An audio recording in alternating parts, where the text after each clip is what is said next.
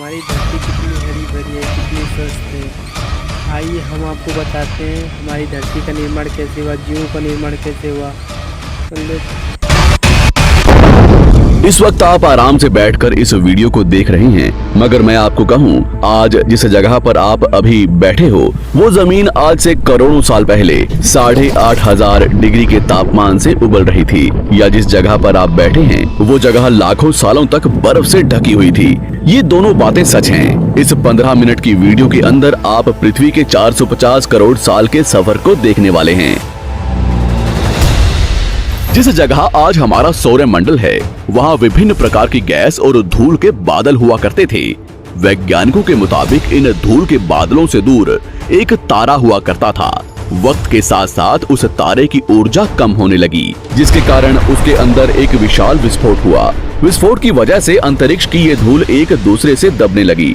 इस दौरान बादलों में स्थित धूल के कण दबाव और गर्मी के कारण बड़े उल्कापिंड और पत्थरों में परिवर्तित हो चुके थे, और इसी दबाव की वजह से इन बादलों में स्थित रेडियो एक्टिव पदार्थ ने ग्रेविटी का निर्माण किया।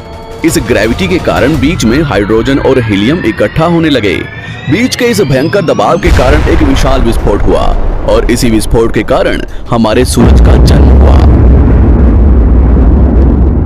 अंतरिक्ष में फैले एस्टेरॉयड यानी क्षुद्र ग्रहों में भारी वजन की वजह से सूरज के करीब आकर सूरज की परिक्रमा करने लगे। धीरे धीरे इन्हीं एस्टेरॉयड में भारी टकराव हुआ, जिसके फलस्वरूप मरकरी, विनस, अर्थ और मार्स जैसे ग्रहों का निर्माण हुआ। वैज्ञानिकों के मुताबिक उस वक्त पृथ्वी और मार्स यानी मंगल ग्रह के बीच थिया नामक ग्रह सूरज की परिक्रमा किया करता था। पृथ्वी पर ग्रेविटी होने की वजह से सूरज की परिक्रमा करने वाले एस्टेरॉयड अब पृथ्वी की परिक्रमा करने लगे, और धीरे धीरे करोड़ों सालों तक ये पृथ्वी पर गिरते रहे। और ऐसी घटना हमारे पड़ोसी ग्रह थिया पर भी हो रही थी, जिसके कारण थिया पृथ्वी के और करीब आने लगा और आकर पृथ्वी से टकराया।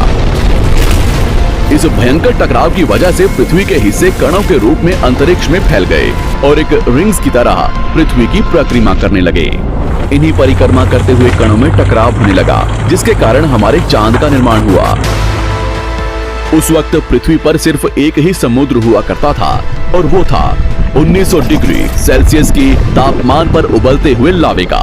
उबल रही थी वो सारी चीजें जिसे आज आप अलग अलग नाम से जानते हैं। वक्त के साथ साथ पृथ्वी धीरे धीरे ठंडी हो रही थी, जिसके कारण पृथ्वी के भारी तत्व जैसे धातु और रेडियो एक्टिव पदार्थ पृथ्वी के केंद्र में जाकर इकट्ठा हो गए, और हल्के पदार्थ पृथ्वी की सतह पर आ गए। लाखों सालों तक पृथ्वी पर उल्कापिंडों की बरसात हुई, और इन गिरते हुए उल्कापिंडों में जमा था नमक, मिनरल्स और पानी। करोड़ों सालों तक इन